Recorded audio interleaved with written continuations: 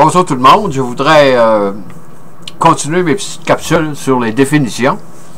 J'ai eu à date une très bonne réponse de la part de certains internautes au sujet de ces petites capsules-là.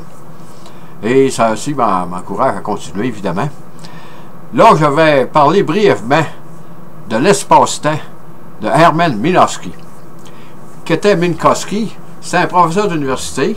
Il était d'origine russe et il enseignait en Europe, je crois que c'était en Suisse, là, dans une université à Berne, ou je crois que c'est ça, mais là je ne suis pas sûr, je n'ai pas vérifié dans mes notes, les livres, là. Mais c'est un professeur d'université, c'est un très grand mathématicien. Qu'est-ce que Minkowski a fait? C'est qu'après la publication d'Albert Einstein sur la relativité restreinte en 1905, il a modélisé la relativité restreinte avec la lumière. C'est sûr que c'est la lumière qui se passe dans la relativité restreinte. Et on voit en 1908 là, le cône de la lumière du futur, le cône de la lumière du passé, puis l'observateur est ici.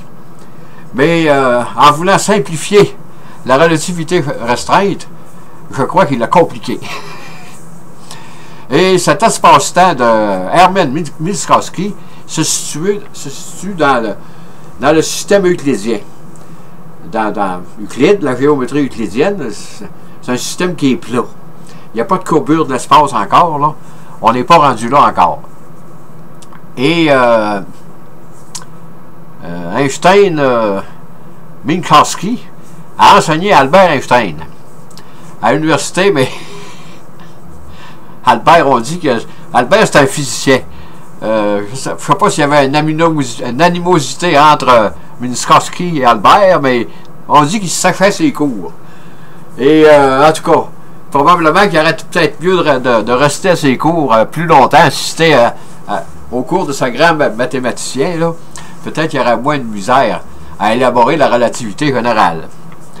Et ceci, l'espace-temps plat de Minkowski, qu'est-ce qui se passe dans un cône de lumière, en éliminant la courbure d'espace qu'on sait qu'aujourd'hui existe, il a modélisé ça pour rendre ça plus facile. Mais moi, je crois que c'est plus difficile à comprendre.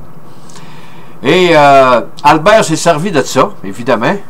En 1908, il a modélisé la relativité restreinte pour essayer de faire comprendre au monde les événements qui se passaient suivant un observateur en mouvement et un observateur au repos. Et comme je dis, moi je trouve ça plus compliqué que avec les équations de Lorentz. Et Albert va se servir de ça. Ça va servir comme toile de fond, là. C'est pas primordial, là, mais en arrière de la relativité générale d'Albert Einstein, il y a le diagramme de l'espace-temps de Herman Minkowski. Sur ce, je vous dis bonne écoute, merci et à la prochaine.